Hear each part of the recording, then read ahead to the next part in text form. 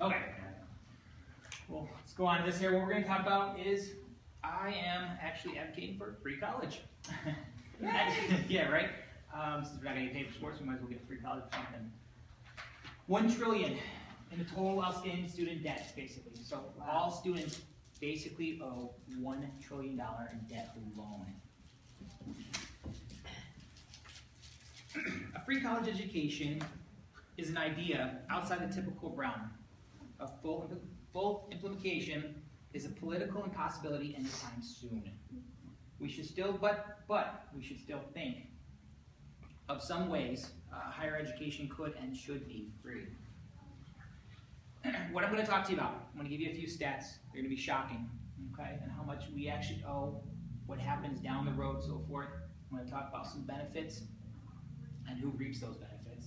And then we're going to look at some alternate sources to kind of get some free money for college, like grants and scholarships. A few shocking stats for you.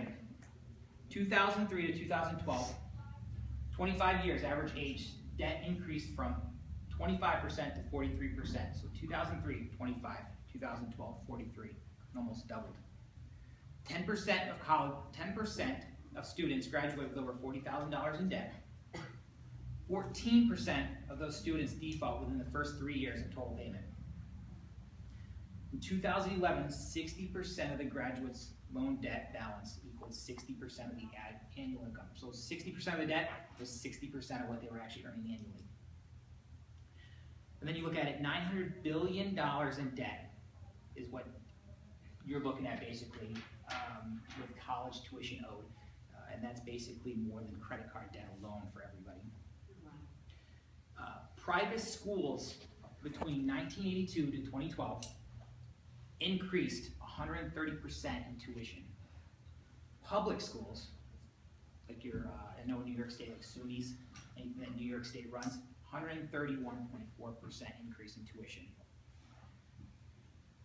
Student loan debt, just so you know, if you decide down the road, everybody's heard of bankruptcy, you can't actually bankrupt on student debt. There's a lot of laws out there, a lot of things that actually prohibit it. So you're obligated to pay it no matter what.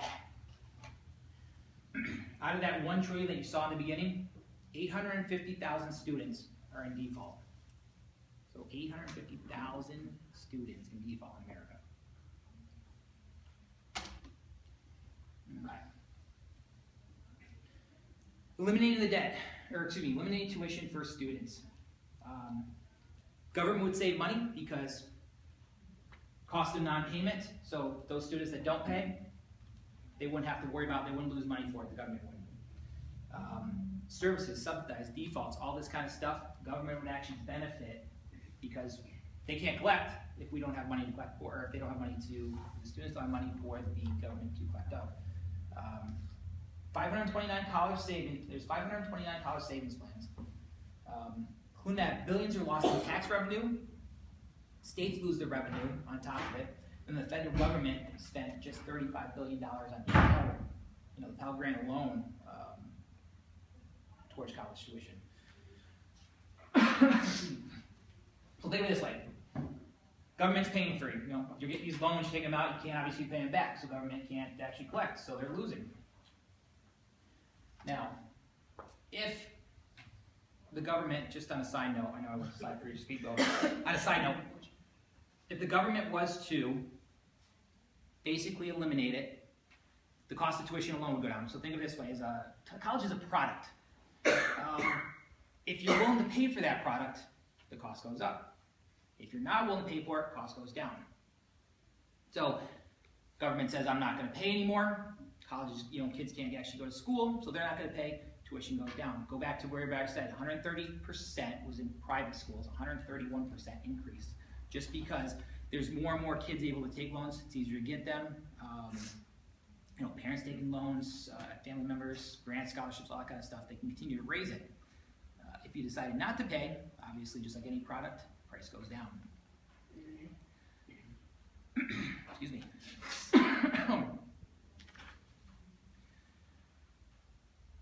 Some solutions for this. Eliminating the current aid system, basically. Like I was telling you before. current aid system basically drives up tuition with cost.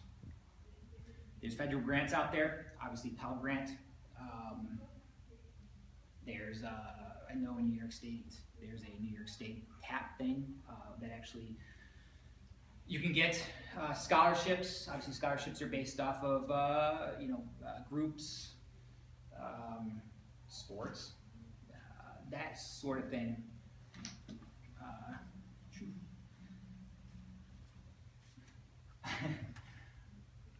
What I'm getting at here with you is, besides just the stats alone to actually sway it,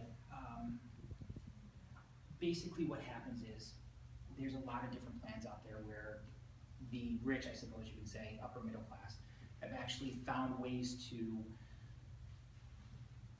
using these money, putting money away and so forth, they've actually been able to get not be able to be taxed on it. So the government can't actually tax you on it. So they put the money away. Government loses money because they're actually not even going to touch the tax money. So basically what happens is the people that are rich, they benefit because they can. So if you took $50,000 and fed it away and things, it's untaxable money by the government, or the states can't actually tax it. So those who get rich, I guess we can say, continue to stay rich. And those like the average, middle class or the lower middle class, obviously we'll struggle as we, go through school to pay for it. And then as we get out of school, possibly even trying to pay and default on it. The need for a college education is even more important now than it was before. But I think the increased costs are very severe obstacles to access. It's an American dream, and I think that one of our challenges is to find a way to make that available. And that was a statement by Roy Romer. I think it makes sense. Everybody needs education. There's more benefits than there are, negatives out of it. You need to be at college, better job, better pay. But just because you have a better pay, you still got to pay off what you, I guess what you can say, pay off what you've actually taken to actually get that education. On a side note, that's just a bit. Yeah, so basically even off here, I guess you understand.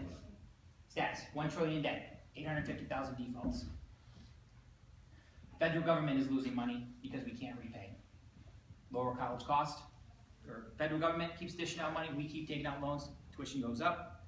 We eliminate the tuitions to a minimum, tuitions will go down. If we're not willing to pay, it's just like a product, treated as a product.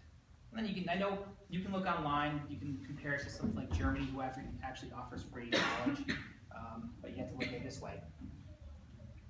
Although it's free for them, they don't have the benefits that we have. Sports programs, computers, that kind of stuff. And people from Germany actually still live at home, still do that kind of stuff. They don't actually have dorms and so forth. So although you can't totally eliminate it, there is an option to decrease what we pay instead of keep seeing the increases. And I guarantee that more than likely over time, its tuition is going to continue to go up. As you can see, like I said, 130 and 131%.